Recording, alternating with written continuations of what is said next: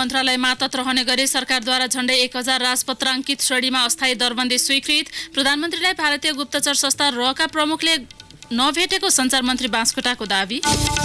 सत्तारूढ नेकपाको स्कुल विभागमा वरिष्ठ नेता खनालको पनि दावी। नेपाली कांग्रेसको केन्द्रीय समिति बैठकमा 14औं महाधिवेशनको मितिबारे छलफल सुरु। गृहमन्त्री थापाले संगठित सुन तस्करीको जालो ध्वस्त पारेको दावी गरेको 48 घण्टा पनि नबिते गोर्खाको धार्चेबाट 16 किलो सुन बरामद। तिब्बतबाट ल्याएको आशंकामा अनुसन्धान भइरहेको प्रहरीको भनाई। उत्तराखण्ड राज्यका 132वटा गाउँमा 3 महिना यता एकजना पनि छोरीको जन्म नभएपछि भारत सरकारले अनुसन्धान गर्ने लैङ्गिक असन्तुलन बढ्ने चिन्ता। र गौरीका सिंह र एलेक्जेन्डर शाहद्वारा पौडीका 100 मिटर फ्री स्टाइलमा राष्ट्रिय कीर्तिमान पुरुष फुटबल टोली फिफा वरियतामा एक स्थान खस्कियो। नमस्कार, कान्तिपुर डायरीका साथमा साथी दिवा र म प्रतीक्षा। सुरु गरौँ मुख्य प्रसङ्गबाट। सरकारले विभिन्न मन्त्रालय अन्तर्गत रहने गरी 989वटा राजपत्राङ्कित श्रेणीमा अस्थायी दरबन्दी स्वीकृत गरेको छ। मन्त्री परिषदको गत सोमबार बसेको बैठकले खानेपानी मन्त्रालयमा 213, वन तथा वातावरण मन्त्रालयमा 50 र श्रम रोजगार तथा सामाजिक सुरक्षा मन्त्रालयमा 726 जनाको दरबन्दी स्वीकृत गरेको हो। भारतीय नागरिक मुन्सीलाल पासीको नागरिकता प्रमाणपत्र रद्द गरी नेपाली नागरिकबाट हटाउने निर्णय पनि भएको सञ्चार तथा सूचना प्रविधि मन्त्री गोकुल बास्कोटाले जानकारी दिनुभयो। नेपाल र जर्जिया बीच कूटनीतिक तथा अफिसियल सर्भिस राजधानी वाहकका लागि आवश्यक भिजा उन्मुक्ति दिने सम्झौता पत्रमा हस्ताक्षरका लागि परराष्ट्र मन्त्रालयलाई स्वीकृति प्रदान गरिएको छ। राष्ट्रिय परिचय पत्रमा हाल कायम गरिएको विवरण मध्ये केही कार्ड, चिप्स र प्रणालीमा राखी परिमार्जन गर्ने भएको छ। काठमाडौँको बुढा नीलकण्ठ नगरपालिका वडा नम्बर 7 मा सरकारका नाममा रहेको 41 रोपनी 10 आना 3 पैसा जग्गा काठमाडौँ इन्स्टिच्युट अफ चाइल्ड हेल्थलाई लिजमा उपलब्ध गराउने निर्णय पनि मन्त्री परिषदले गरेको मन्त्री बास्कोटाले जानकारी दिनुभयो। युवा रोजगारीका लागि रूपान्तरण पहल परियोजना कार्यान्वयनका लागि विश्व बैंक समूहको अन्तर्राष्ट्रिय विकास संस्थाबाट ऋण सहायता स्वरूप प्रस्ताव गरिएको करिब 13 अर्ब स्वीकार गर्न सम्बन्धमा वार्ता टोली गठन गर्ने निर्णय पनि मन्त्री परिषदले गरेको छ। यसैबीच मन्त्री बाँसकोटाले प्रधानमन्त्री केपी ओलीले भारतीय गुप्तचर संस्था र प्रमुख सामन्त गोयललाई नभेटेको स्पष्ट पार्नु भएको छ। सिंहदरबारमा आज आयोजित नियमित पत्रकार सम्मेलनमा सरकारका प्रवक्ता समेत रहेका मन्त्री बाँसकोटाले रका कुनै पनि कर्मचारीलाई प्रधानमन्त्री ओलीले नभेटेको बताउनुभयो। भारतीय गुप्तचर संस्थाको प्रमुख आएको र प्रधानमन्त्रीले भेटेको भनेर भन्नुभएको छ। हामीलाई थाहा छैन। यदि आएको हो र भेटेको हो भने पनि यसमा प्रचलित डिप्लोमेटिक प्रोटोकलकै आधारमा भेटघाटहरू हुनुपर्ने हुन्छ। त्यसैले प्रधानमन्त्रीज्यूले भेट्नु भएको छैन। यो र्युमर क्रिएट गर्ने काम नगरौँ। कसले भेट्नुभयो हामीलाई थाहा पनि छैन। भेट्नै हुँदैन थियो हामीलाई त्यस्तो पनि लाग्दैन। तर म दावासाथ भन्छु सम्माननीय प्रधानमन्त्रीज्यूले भेटघाट भए जस्तो, भेटे जस्तो, भेटेकै जस्तो लाग्दैन। तथ्य प्रमाण बिना नलेख्न र नबोल्न समेत मन्त्री बाँसकोटाले सञ्चार माध्यमलाई आग्रह गर्नुभयो। भारतको र पाकिस्तानको आइएसआई, अमेरिकाको सीएआई जस्ता जुनसुकै देशका गुप्तचर संस्थाका अधिकारीलाई भेट्ने बित्तिकै त्यही लाइनमा लागे भन्न नहुने उहाँको भनाइ थियो। फरक प्रसङ्गमा मन्त्री बाँसकोटाले belt and road initiative BRI परियोजना अन्तर्गत नेपाली भूभाग र सीमा क्षेत्रमा भौतिक निर्माणको प्रक्रिया अघि बढिरहेको बताउनुभयो। भौगोलिक जटिलताले पनि समस्या भएको भन्दै उहाँले प्रारम्भिक सम्भाव्यता अध्ययन भइरहेको उल्लेख गर्नुभयो। हाम्रा सम्बन्धित मन्त्रालयहरू, परराष्ट्र मन्त्रालय सबै नै निरन्तर काममा लागिराख्नु भएको छ र यसको प्राविधिक रूपमा सम्पूर्ण कुराहरू, यसको डिजाइनिङको कामहरू सम्पूर्ण सकिएर पनि स्रोत जुटाउने कुरामा हामीले जम्मा 35वटा प्रस्ताव पहिला गरेका हौँ। पछि हामी आफैले त्यसलाई 17वटामा झार्यौँ र अहिले 8 वा 9वटा जति विषय हामीले राखेका छौँ BIR मा। त्यसमा चीनको अनिच्छा पनि छैन र हाम्रो चुपचाप बसेका पनि छैनौँ। हामीले चाहेकै गतिमा, हामीले चाहे नै जसरी एकदम यस्तो जटिल कुरा छिटो जाँदैन, बिस्तारै जान्छ तर यो सफल हुन्छ। नेपाल कम्युनिस्ट पार्टी नेकपाको स्कुल विभागमा वरिष्ठ नेता झलनाथ खनालले पनि दाबी गर्नुभएको छ। स्कुल विभागमा सचिवालय सदस्यहरू ईश्वर पोखरेल र नारायण काजी श्रेष्ठ तथा स्थायी समिति सदस्य घनश्याम भुसालको पनि दाबी छ। यसअघि नीति तथा प्रशिक्षण विभागको नेतृत्व खनाललाई दिने शीर्ष तहमा सहमति भइसकेको बताइएको छ। खनालको दाबीका विषयमा दुई अध्यक्षबीच छलफल नभए पनि मध्यमार्गी विकल्पका रूपमा उपयुक्त रहेका नेकपा नेताहरूले बताएका छन्। वरिष्ठताका हिसाबमा सो विभागको जिम्मेवारी खनाललाई दिए पोखरेल र श्रेष्ठलाई अन्य विभागको जिम्मेवारी दिन सहज हुने नेताहरूको भनाइ छ। नेता खनालले भन्नुभयो, स्कुल विभागको नेतृत्वलाई लिएर पार्टीको सचिवालय बैठकले नै प्रभावित हुँदै आएको छ। पोखरेल र श्रेष्ठबीच सहमति बन्ने अवस्था नदेखिएपछि मध्यमार्गीय विकल्पका रूपमा आफूलाई उभ्याएको हो। 32 विभागको नेतृत्व टुङ्गो लगाउन भन्दै पटक पटक बस्दै आएको सचिवालय बैठकले ठोस निर्णय लिन नसक्दा असारभित्रै एकताका सम्पूर्ण काम सक्ने नेकपाको तयारी समेत पछाडि धकेलिएको छ। सोही विवादका कारण आजका लागि बोलाइएको सचिवालय बैठक पनि स्थगित भएको छ। यद्यपि पार्टी अध्यक्ष केपी शर्मा ओली र पुष्पकमल दाहालले मध्यमार्गी विकल्पमा सहमति कायम गरी अघि बढ्ने तयारी गरेकोले खनालले सो जिम्मेवारी पाउने सम्भावना बढेको हो। त्यसका लागि आज दुई अध्यक्षबीच पुनः छलफल हुनेछ। विभागको नेतृत्वमा 3-4 दिनभित्रै सहमति गरी एकताका कामहरू टुङ्गो लगाउने गरी ओली र दाहालले तयारी गरेकाले यही विषयमा अड्किएर नबस्ने नेता सुभाष चन्द्र नेमुवाङले बताउनुभयो। विभिन्न विभागको नेतृत्वलाई लिएर आन्तरिक विवाद बढ्दै जाँदा नेपाल कम्युनिस्ट पार्टी नेकपाका अध्यक्ष पुष्पकमल दाहालले पार्टी एकीकरणको अन्तिम बिन्दुमा आइपुगेको बताउनु भएको छ। नरबहादुर कर्मचारीको 6औं स्मृति दिवसको अवसरमा काठमाडौँको धुमराई स्थित पार्टी मुख्यालयमा आज आयोजित कार्यक्रममा अध्यक्ष दाहालले पार्टी एकताका क्रममा उत्पन्न अप्ठ्यारालाई चिर्न सफल भएको दावी गर्नुभयो। धेरै अप्ठ्यारा र घेराहरूलाई चिर्दै हामीले अब पार्टी एकताका माथिदेखि तलसम्मका सबै कार्यक्रमहरूको एउटा अन्तिम चरणमा त्यसलाई सफल पार्ने ठाउँमा आइपुगेका छौँ। हामी चाहन्छौँ यसै महिनाभित्र स्थायी समिति र केन्द्रीय समितिको बैठक बसेर भदौबाट हामी देशव्यापी अभियानमा जाने पार्टीका नीति योजना कार्यक्रमको बारेमा सरकारका कामहरूको बारेमा जनतालाई अवगत गराउने तिनलाई अझ प्रभावकारी बनाउनको लागि पहल लिने हाम्रो प्रयास निरन्तर अगाडि बढेको छ। मानव जातिको भविष्य समाजवादमा मात्रै रहेको भन्दै अध्यक्ष दाहालले यसको नयाँ प्रणाली नेपालबाटै विकास हुनुपर्ने पनि बताउनुभयो। अहिले पनि संसारमा धनी र गरिबको बीचको खाडल झन् फराकिलो भएको छ।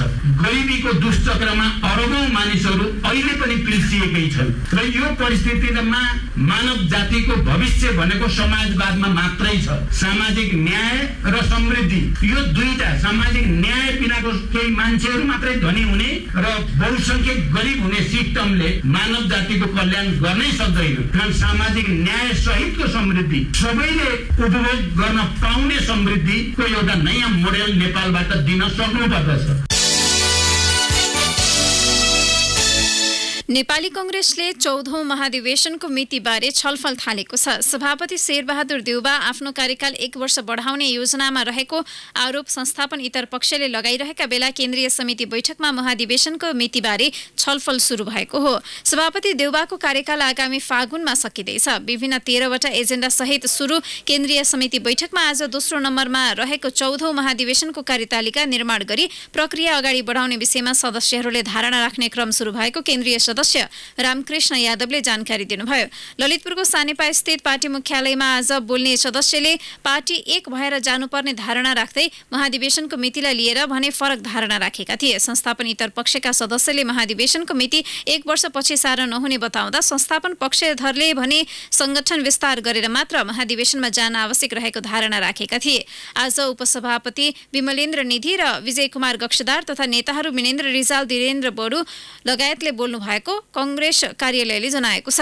बैठकको अन्त्यमा संक्षिप्त धारणा राख्दै सभापति देउबाले आफूले महाधिवेशनको मिति 1 वर्ष पर सार्न नखोजेको स्पष्ट पार्दै सो विषयलाई लिएर अनग्रल प्रचार भएको दावी गर्नुभयो। कांग्रेस बैठक भोलि दिउँसो 1 बजे पुनः बस्नेछ।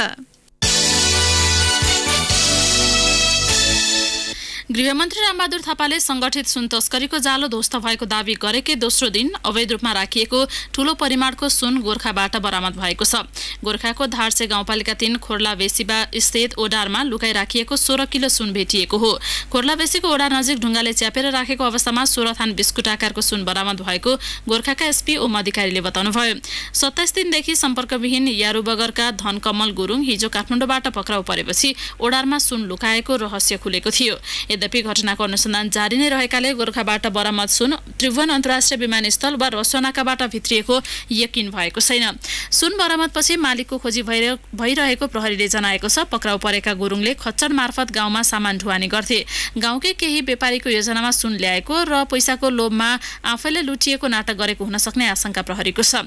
गत वर्ष सरकारी छानबिन समितिले त्रिभुवन अन्तर्राष्ट्रिय विमानस्थलबाट करिब 4000 किलो सुन तस्करी भएको रहस्य सार्वजनिक गर्दै मुख्य अभियुक्त गोरे भनिने चुडामणी उप्रेती सहित संलग्नलाई पक्राउ गरेको थियो। त्यसपछि संगठित सुन तस्करी रोकिएको दावी सरकारले गर्दै आएको छ। कान्तिपुर डायरीमा अब ब्रेकको पालो। ब्रेकपछि अब बाँकी प्रसङ्ग। नेपाल आयल निगमका पूर्व कार्यकारी निर्देशक गोपाल खड्काले पदको दुरुपयोग गरी आर्जन गरेको अकुत सम्पत्ति लुकाएको आरोपमा भ्रष्टाचार मुद्दा खेपिरहेकी अमिता लामा सोदेम्बालाई विशेष अदालतले साधारण तारिखमा छाडेको छ। अदालतमा आज उपस्थित भएकी सोदेम्बालाई थुनछेक बहसपछि न्यायाधीशहरू बाबुराम रेग्मी, द्वारिका मान जोशी र प्रमोद कुमार वैद्यको इजलासले साधारण तारिखमा छाड्न आदेश दिएको हो। अख्तियार दुरुपयोग अनुसन्धान आयोगले गत पुस 23 गते खड्कासहित उनकी श्रीमती शर्मिला र सोदेम्बा तथा सीजी डेभलपर्स फुड प्राली विरुद्ध भ्रष्टाचार मुद्दा दायर गरेको थियो। गैरकानूनी रूपमा आर्जन गरेको 18 करोड 66,05,000 रुपियाँ बराबरको सम्पत्ति खड्काले श्रीमती र सोदेम्बाका नाममा राखेको अख्तियारको आरोपपत्रमा उल्लेख छ। खड्का पनि 2 करोड 50 लाख रुपियाँ धरोटी बुझाएर तारिखमा रिहा भइसकेका छन्।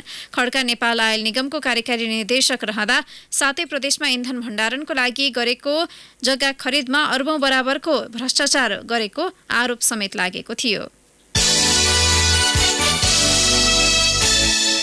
लमजुङको दोर्दी खोलामा हिजो आएको बाढीले बगाएर बेपत्ता भएका 6 जनाको अवस्था अझै अज्ञात छ। नेपाली सेना, नेपाल प्रहरी, सशस्त्र प्रहरी, जलविद्युत आयोजना, जनप्रतिनिधि र स्थानीयले बिहानैबाट खोजी जारी राखे पनि उनीहरूको अवस्थाबारे थाहा लाग्न नसकेको दोर्दी गाउँपालिका अध्यक्ष ओमबहादुर गुरुङले बताउनुभयो।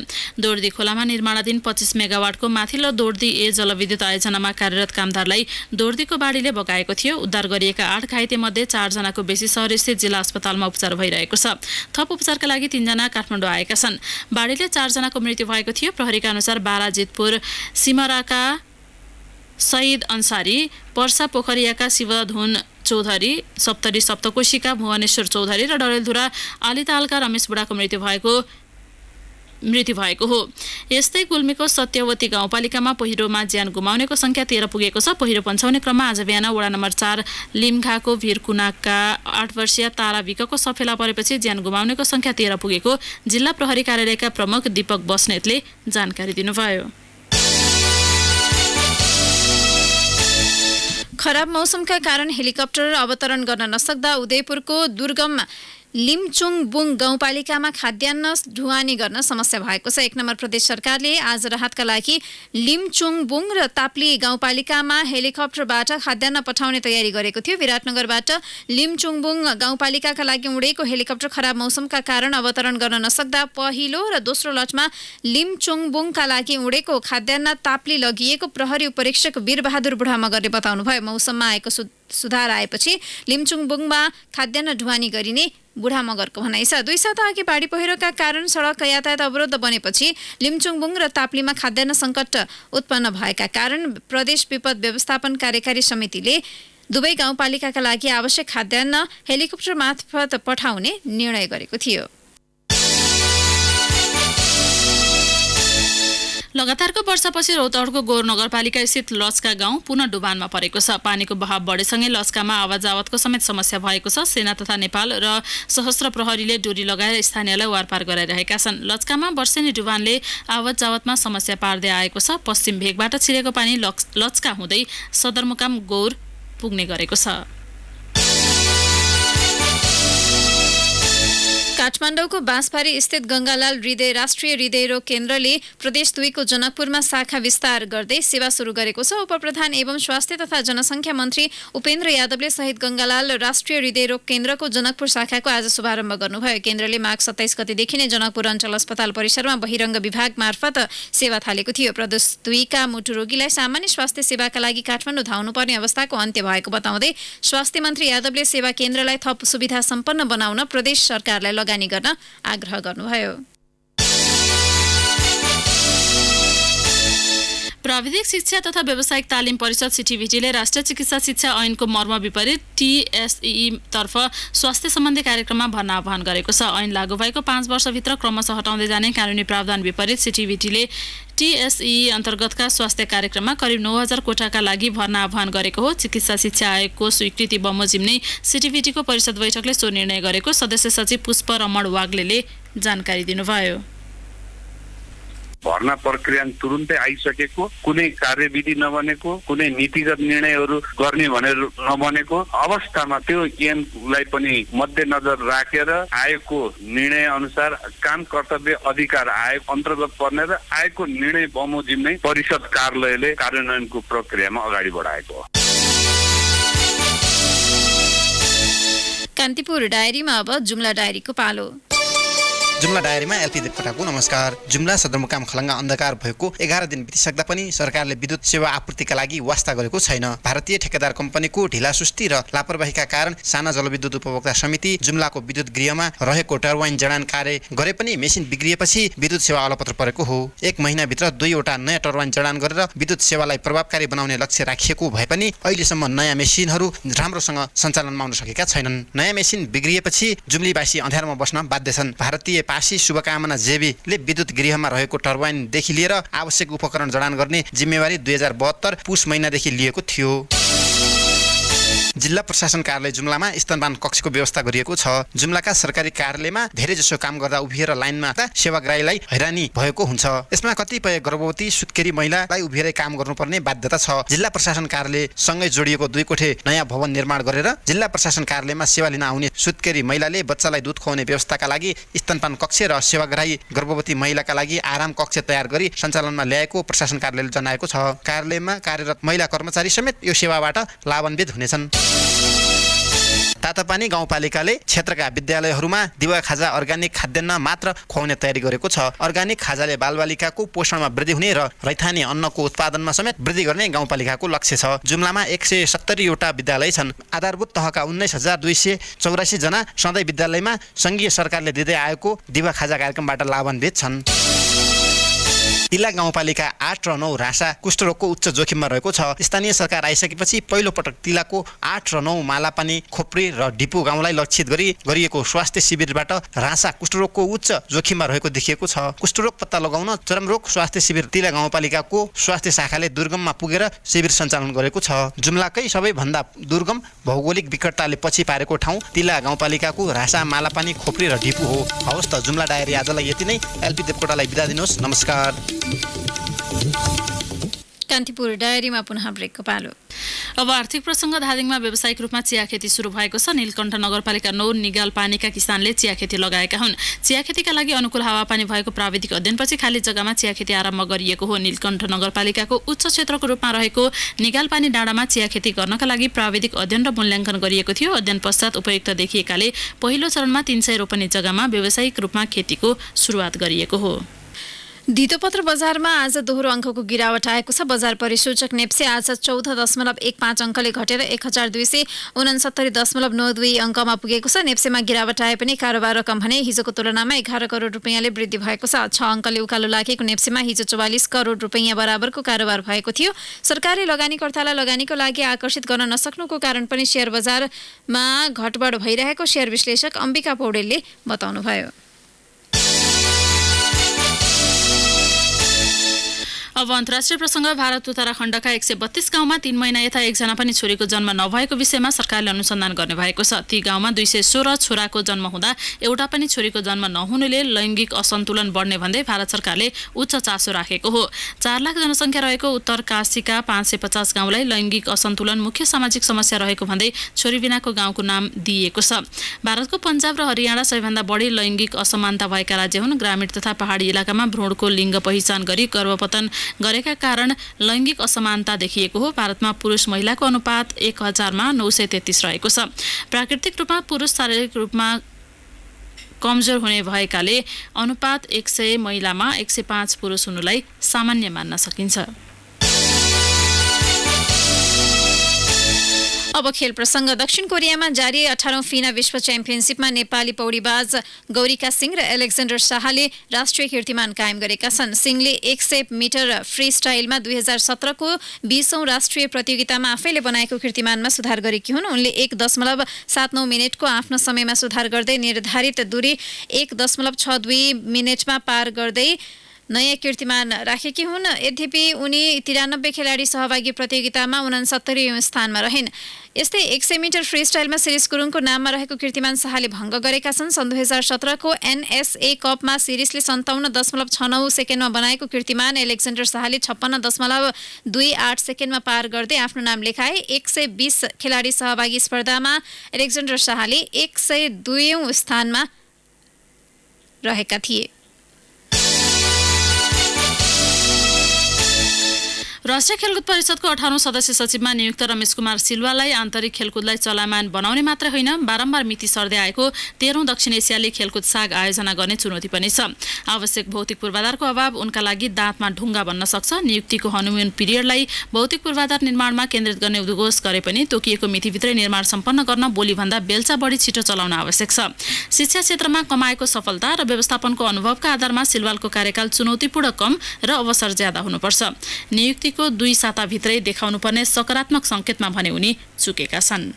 राष्ट्रिय खेलकुद परिषदको 18औं सदस्य सचिवका रूपमा गत असार 23 गते कार्यभार सम्हालेका रमेश कुमार सिल्वालले 2 हप्ता बिताइसकेका छन्। यो अवधिमा उनको कामको मूल्याङ्कन गर्नु त्यति सान्दर्भिक होइन। कम्तीमा पनि हनीमुन पिरियडको रूपमा लिइने 100 दिनले उनको कामप्रतिको लगावलाई देखाउने नै छ। शैक्षिक क्षेत्रमा परिचित सिल्वाल नेपाली खेलकुदमा पनि नयाँ होइनन्। अबको करिब 4.5 महिनामा 13औं दक्षिण एसियाली खेलकुद साग आयोजना गर्नु छ। सबै कुरा पुरानै हुँदा सदस्य सचिव मात्र नयाँ छन्। यो अवस्थामा त्यसको जिम्मेवारी उनले लिनु नै छ। लथालिङ्ग भौतिक पूर्वाधार समयमा नै सम्पन्न नभई त्यसको बहाना गर्ने ठाउँ समेत उनी सामु छैन। खेलकुदको अवस्था उनलाई राम्ररी थाहा भएर नै उनी यसमा आएका हुन्। उनका लागि अहिले मुख्य चुनौती पुरानै संरचना र कर्मचारीको यस्तै कार्यशैलीमा साग गर्न पक्कै सहज हुने छैन। अर्को चुनौती भनेको नेपाल क्रिकेटको विवाद समाधान गर्नु पनि हो। यसमा उनको प्रत्यक्ष संलग्नता नभए पनि क्यान विवादका बारेमा उनी राम्रै जानकार छन्। आफ्नै कार्यकालमा निलम्बन फुकुवा गरेर पुरानै अवस्थामा लैजानु चुनौतीपूर्ण नै छ। यस्तै समयमै नव राष्ट्रिय खेलकुदका लागि संरचना तयार गर्नु पनि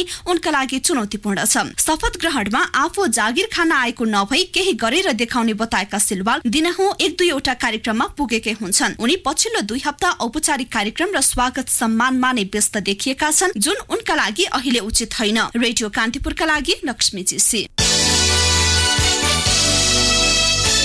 नेपाली राष्ट्रिय पुरुष फुटबल टोली फिफा वरियतामा 1 स्थान तल झरेको छ। विश्व फुटबल महासंघ फिफाले आज सार्वजनिक गरिएको वरियतामा नेपाल 1 स्थान तल झर्दै 166औं स्थानमा पुगेको छ। दक्षिण एसियाली मुलुक भारत पनि 2 स्थान तल झर्दै 103औं, मालदिप्स 152औं र श्रीलङ्का 200औं स्थानमा छ। वरियताको शीर्ष स्थानमा बेल्जियम यथावत छ भने ब्राजिल 1 स्थान सुधार गर्दै दोस्रो र फ्रान्स 1 स्थान तल झर्दै तेस्रो स्थानमा पुगेको छ। इङ्ल्यान्ड चौथो स्थानमा कायम रहँदा उरुग्वे 3 स्थान सुधार गर्दै 5औं स्थानमा आएको छ।